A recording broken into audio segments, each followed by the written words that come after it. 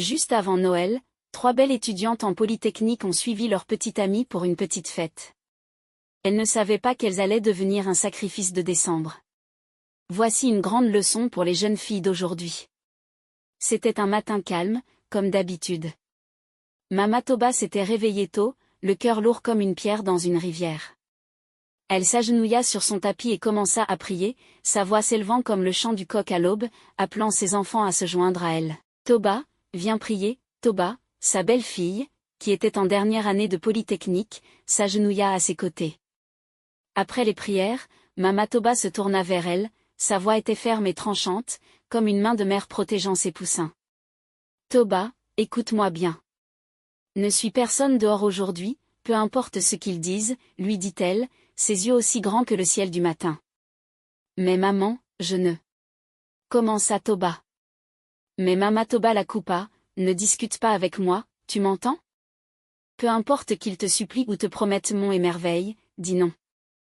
Mama Toba répéta l'avertissement encore et encore, sa voix résonnant comme un tambour dans la place du village. Toba hocha la tête, bougeant comme un lézard sur une pierre chaude. Je ne le ferai pas, maman, promit-elle. Mais son esprit était déjà ailleurs. Les tâches du matin terminées, Toba enfila ses vêtements propres. Elle ajusta soigneusement son foulard, fit un signe d'au revoir à sa mère et sortit dans la lumière éclatante du jour. Ses pas étaient rapides et légers, comme un oiseau bondissant vers la liberté. À l'école, Toba retrouva ses 2 meilleures amies, Ama et Doja. Elles se démarquaient comme des paons parmi des poules, habillées comme si elles allaient à une grande fête. Ama portait une robe éclatante, tandis que la jupe de Doja brillait comme les étoiles. Toba, tu es resplendissante ce matin, lança Ama en riant. Oui, fraîche comme la rosée du matin, ajouta Doja avec un sourire aussi large qu'un fleuve. Les 3 amies se tenaient là, riant et discutant, inconscientes que la journée allait prendre un tournant plus sombre, que le fond d'un pot d'argile. Vous avez entendu? Demanda Ama, ses yeux scintillant comme des rayons de soleil sur l'eau. Les cours sont annulés jusqu'à l'année prochaine. Ah, donc j'ai dépensé mon argent de transport pour rien, soupira Toba en secouant la tête. Ne t'inquiète pas pour ça, dit Doja avec un sourire. Mais on ne va pas laisser la journée se perdre. Les sourcils de Toba se froncèrent. Que veux-tu dire? On va à une fête, annonça Ama, tapant dans ses mains avec excitation. Une petite fête, rien de sérieux. Viens avec nous, Toba. Toba se figea, l'avertissement de sa mère résonnant dans ses oreilles comme le son d'un gong d'alerte. Je ne peux pas, dit-elle en secouant la tête. J'ai besoin d'étudier, je ne peux pas perdre mon temps. Ama roula des yeux, et Doja se pencha vers elle, sa voix douce et cajoleuse.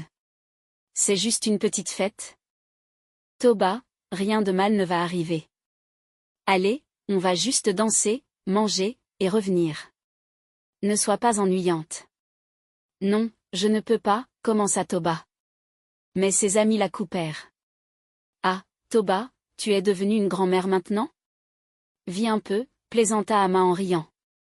D'accord, finit par céder Toba, sa voix basse comme un tambour battu. Peu de temps après, le son de la musique forte emplit l'air. Danny, le petit ami de Doja, arriva dans une voiture brillante, la musique tonnant comme un coup de tonnerre. Raji et Faji, ses amis, étaient avec lui, leur sourire large et confiant. Allez, les filles! Appela Danny, sa voix débordant d'enthousiasme. Les filles montèrent dans la voiture, leur rire s'élevant comme des oiseaux dans le ciel. Toba resta silencieuse, le cœur lourd, mais la joie de ses amis était contagieuse. La voiture démarra en trombe, la musique assourdissante, l'ambiance électrique, alors qu'ils se dirigeaient vers ce qu'ils pensaient être une soirée amusante. La maison était pleine de vie, la musique battant comme des tambours lors d'un festival. Les rires et les cris de joie emplissaient l'air, alors que les gens dansaient par paires, leurs corps ondulant comme des arbres sous le vent. D'abord timide, Toba finit par danser avec Faji, tandis qu'Ama était avec Raji et Doja avec Danny. Les amis riaient et dansaient, leur joie débordant. Comme du vin de palme dans une calebasse pleine. Après un moment, Danny frappa dans ses mains pour attirer l'attention de tout le monde. Les amis, c'est l'heure d'une surprise spéciale. J'ai prévu quelque chose rien que pour nous, annonça-t-il avec un sourire qui ne semblait pas tout à fait sincère. L'excitation parcourut le groupe, et Danny les conduisit à l'extérieur. Les filles, curieuses et rieuses, le suivirent jusqu'à un hôtel voisin. Une table était déjà dressée, garnie d'assiettes de plats fumants et de bouteilles de boissons scintillant sous une lumière douce. « Mangez, mes reines, déclara Danny. Avec un geste élégant, Danny tira les chaises pour les filles. Elles mangèrent et burent, leur rire résonnant dans la pièce comme la mélodie d'une chanson joyeuse. Pendant ce temps, loin de là, Mama Toba était assise dans son étal de marché, le cœur lourd comme un sac de pierre. Toba aurait déjà dû être rentrée. Elle essaya de l'appeler, mais le téléphone sonnait encore et encore, sans réponse. « Pourquoi ne décroche-t-elle pas ?» murmura Mama Toba, ses paumes moites alors qu'elle composait à nouveau le numéro. Son esprit était agité, comme le vent avant une tempête. Au même moment, à l'hôtel, le téléphone de Toba vibrait sur la table, ignoré dans le bruit et l'excitation. Elle ne l'entendit pas, la musique était trop forte, et la soirée trop envoûtante. Mais soudain, l'enchantement commença à s'estomper. La tête de Toba devint lourde, comme si quelqu'un y avait versé du sable. Sa vision se brouilla et ses jambes fléchirent. Elle s'agrippa au bord de la table, mais la pièce tourna de plus en plus vite. Ama s'effondra la première, suivie de Doja. Toba lutta pour rester éveillée, mais ses forces l'abandonnèrent, et l'obscurité l'engloutit entièrement. Quand Toba se réveilla, elle n'était plus à l'hôtel. L'air était froid et sentait la terre humide. Elle regarda autour d'elle et vit des murs fissurés et des fenêtres brisées. Elles étaient dans un bâtiment inachevé, perdu au milieu de nulle part. Ses mains et ses jambes étaient attachées avec des cordes épaisses. Elle tourna la tête et aperçut Ama et Doja à côté d'elle, également ligotées et inconscientes. La peur saisit son cœur comme les griffes d'une bête sauvage. « Où sommes-nous » murmura-t-elle, sa voix tremblante comme des feuilles sous l'armatan. « Réveillez-vous » murmura Toba avec urgence, donnant des coups de coude à ses amis. Les filles s'agitèrent lentement, leurs yeux grands ouverts de peur en découvrant leur environnement.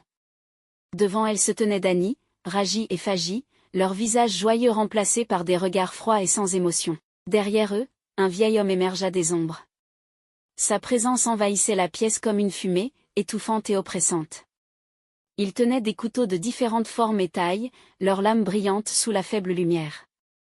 À côté de lui, une calebasse, vide mais prête. « Ne criez pas » avertit Danny, sa voix basse et menaçante. Toba et ses amis commencèrent à pleurer, leurs larmes tombant comme la pluie. Suppliant pour leur vie. Mais les hommes ne scièrent pas. Les yeux du vieil homme brûlaient comme le feu alors qu'il s'avançait, l'air chargé de la promesse d'un mal imminent. La pièce était silencieuse, à l'exception du son des gouttes d'eau tombant du plafond.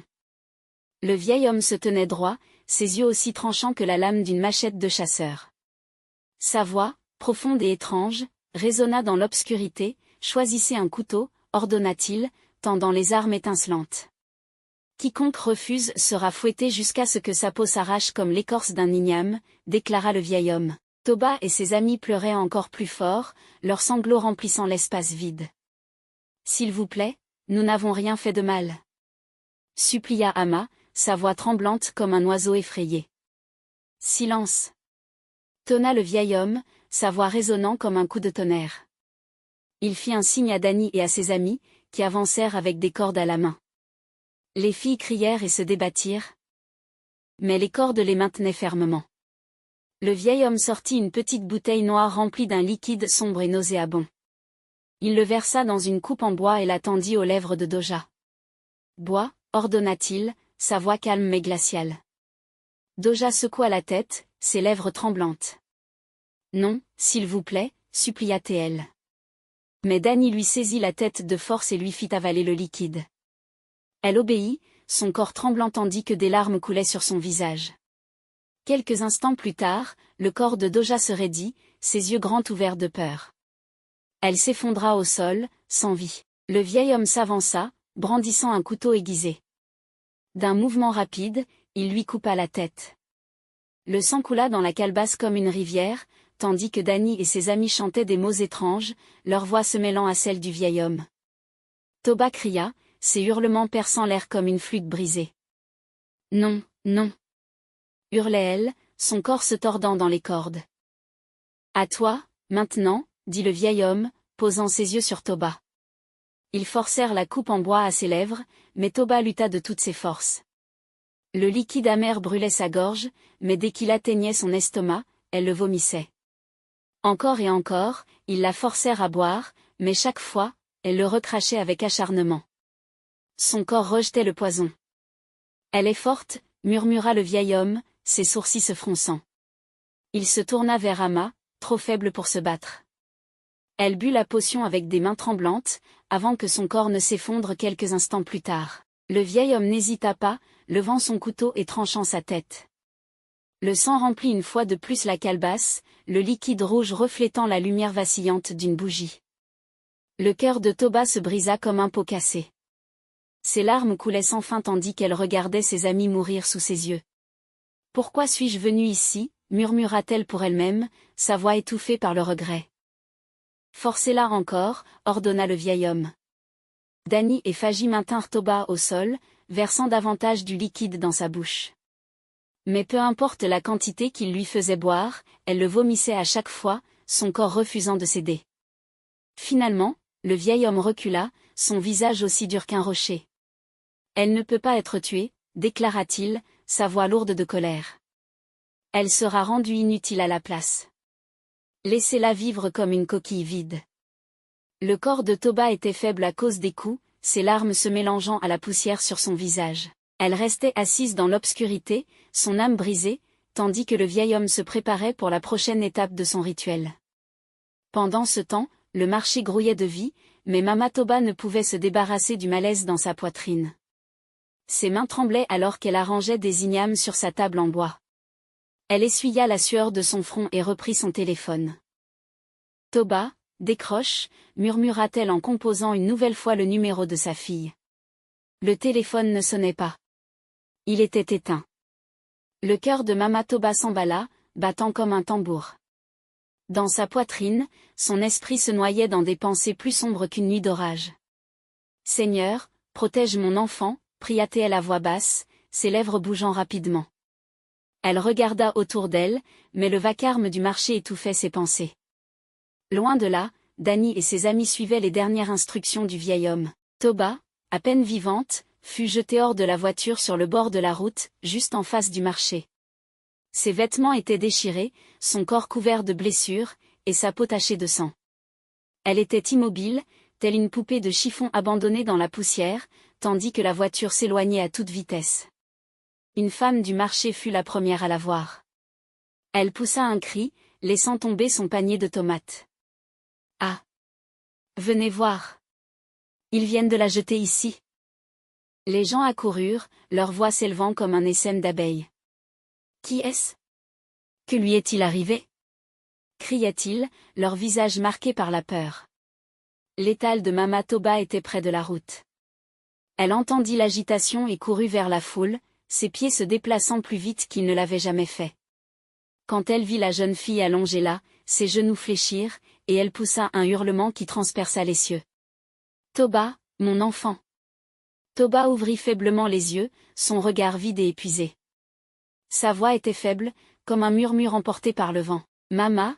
réussit-elle à dire avant de s'effondrer dans les bras de Mama Toba. Les larmes de Mama Toba coulaient librement, alors qu'elle serrait sa fille contre elle. La lumineuse Toba qu'elle avait connue n'était plus qu'une ombre d'elle-même, son corps brisé et son esprit anéanti. Sans perdre une seconde, Mama Toba souleva sa fille, sa force alimentée par le désespoir. « Laissez passer, laissez passer !» cria-t-elle en se frayant un chemin à travers la foule. Elle porta Toba directement chez le prophète, son esprit rempli de prières. « Seigneur, ne laisse pas mon enfant mourir, je t'en supplie. » « Que ce ne soit pas la fin, » murmurait-elle, sa voix tremblante, alors qu'elle approchait de la porte du prophète. Le prophète, un homme à la longue barbe et aux yeux qui semblaient voir au-delà du monde physique, ouvrit la porte avant qu'elle ne puisse frapper. « Amenez-la à l'intérieur, » dit-il doucement, son ton calme mais sérieux. Mama Toba déposa Toba sur le tapis, ses mains tremblant alors qu'elle expliquait ce qui s'était passé. Le prophète hocha la tête, ses yeux scrutant la jeune fille fragile devant lui. Ce n'est pas un combat ordinaire, dit-il, sa voix lourde de gravité. Mais avec la prière, elle vivra. Mama Toba s'agenouilla près de sa fille, ses mains serrées avec force. Faites tout ce que vous pouvez, prophète, sauvez mon enfant, supplia-t-elle, sa voix brisée par l'émotion. Tandis que les larmes ruisselaient sur son visage. Dehors, la foule murmurait, les chuchotements se propageant comme un feu de brousse. L'histoire de cette fille ensanglantée retrouvée sur le bord de la route faisait le tour. Le marché, autrefois vivant de rire et de commerce, était désormais empreint de peur et de silence. Pendant ce temps, quelque chose d'encore plus terrible se déroulait ailleurs. Après avoir abandonné Toba, la voiture rugissait sur la route poussiéreuse, la musique résonnant tandis que Danny et ses amis riaient comme des hyènes après un festin. « Ce mois de décembre sera le meilleur de tous », cria Danny en tenant fermement le volant, la fierté dans la voix. Raji s'adossa sur le siège, un large sourire collé sur son visage. On aura tout ce qu'on a toujours rêvé, richesse, pouvoir, tout, ajouta Faji en hochant la tête, une bouteille à la main. Mais leur célébration fut de courte durée. À seulement 3 minutes du marché, la voiture prit un virage à toute vitesse. Et sortit de nulle part, un immense camion apparut devant eux, tel un mur de malédiction. L'impact fut soudain et brutal, comme un coup de tonnerre frappant la terre. La voiture se froissa comme du papier, sa musique réduite à un silence éternel. Raji mourut sur le coup, son corps sans vie pris dans l'épave. Danny hurla de douleur, le sang jaillissant de ses jambes désormais écrasées, au-delà de tout espoir de sauvetage. Un de ses yeux avait disparu, laissant son visage défiguré. Faji gémit, son bras arraché, pendant mollement alors qu'il criait de douleur. La nouvelle de l'accident se répandit dans la ville, comme une traînée de poudre. Les chuchotements se transformèrent en exclamations, alors que les gens reliaient les événements. « C'est eux, dit quelqu'un. Les garçons qui ont abandonné cette fille au marché. Leurs mauvaises actions les ont rattrapés, murmura un autre, secouant la tête. Pendant ce temps, chez le prophète, Toba reposait sur un tapis, sa respiration stable mais faible. Mama Toba était assise à ses côtés, veillant sur elle alors que le prophète priait et appliquait des herbes sur ses blessures. Peu à peu, les yeux de Toba s'ouvrirent, et elle commença à parler d'une voix brisée, comme un oiseau à l'aile blessée. Ils les ont tués, murmura-t-elle, les larmes coulant sur ses joues. Ama et Doja, ils leur ont coupé la tête. J'aurais dû t'écouter, Mama. Le cœur de Mama Toba se brisa, alors qu'elle écoutait le récit déchirant de sa fille. Le prophète posa une main sur le front de Toba, et parla doucement, sa guérison sera lente. Mais elle vivra. Les cicatrices de l'âme peuvent ne jamais s'effacer, mais elle est forte. La ville bouillonnait de l'histoire de l'accident, et de la survie de Toba. Les gens parlaient de justice divine, de la manière dont le mal ne peut jamais échapper à la punition. La police arriva rapidement, traînant Danny et Faji hors de l'épave de la voiture. Brisés et meurtris, ils furent emmenés à l'hôpital avant d'être jetés en prison. Leur rêve de richesse s'était transformé en cendres. Danny était assis dans sa cellule, ses jambes disparues et son unique œil fixé sur le mur. Faji tenait le moignon où son bras se trouvait autrefois, la tête basse, accablé de regrets. « Pourquoi avons-nous fait cela ?» murmura Danny. « Nous aurions dû rester pauvres. » Les garçons, autrefois fiers, faisaient maintenant face à une vie de misère. Ils étaient d'accord, ils avaient tout détruit. Chez le prophète, Toba se rétablissait lentement. Elle ne pouvait plus marcher sans aide, et sa voix n'était qu'une ombre de ce qu'elle avait été. Le prophète dit à Mama Toba, « Ta fille vivra, mais elle portera ses cicatrices toute sa vie. Que son histoire soit une leçon. » Mama Toba pleura en tenant sa fille contre elle. « Au moins, tu es en vie, » murmura-t-elle. La ville tira des leçons de la tragédie de Toba. Les parents avertirent leurs enfants d'écouter, et d'éviter les tentations. Les jeunes filles jurèrent d'être plus prudentes. Leur rire désormais teinté par le souvenir de l'histoire de Toba. Le mois de décembre, qui avait commencé dans la joie, se termina dans le chagrin. Ama et Doja étaient partis. Danny et Faji étaient détruits. Et Toba ne serait jamais la même. Son histoire devint un avertissement, qui résonnait dans toute la ville, faites attention à qui vous suivez jusqu'à chez eux. La morale de cette histoire est qu'aucune action mauvaise ne reste impunie, et que les choix que l'on fait, même en apparence sans conséquence, peuvent avoir des effets dévastateurs, non seulement sur soi-même mais aussi sur les autres. Elle nous enseigne aussi que les cicatrices, qu'elles soient physiques ou émotionnelles, peuvent durer toute une vie, mais que la force intérieure et la sagesse peuvent nous aider à les surmonter. J'espère que vous avez apprécié cette histoire. Si c'est le cas, merci d'aimer la vidéo, de commenter ce que vous avez appris de ce récit. Merci.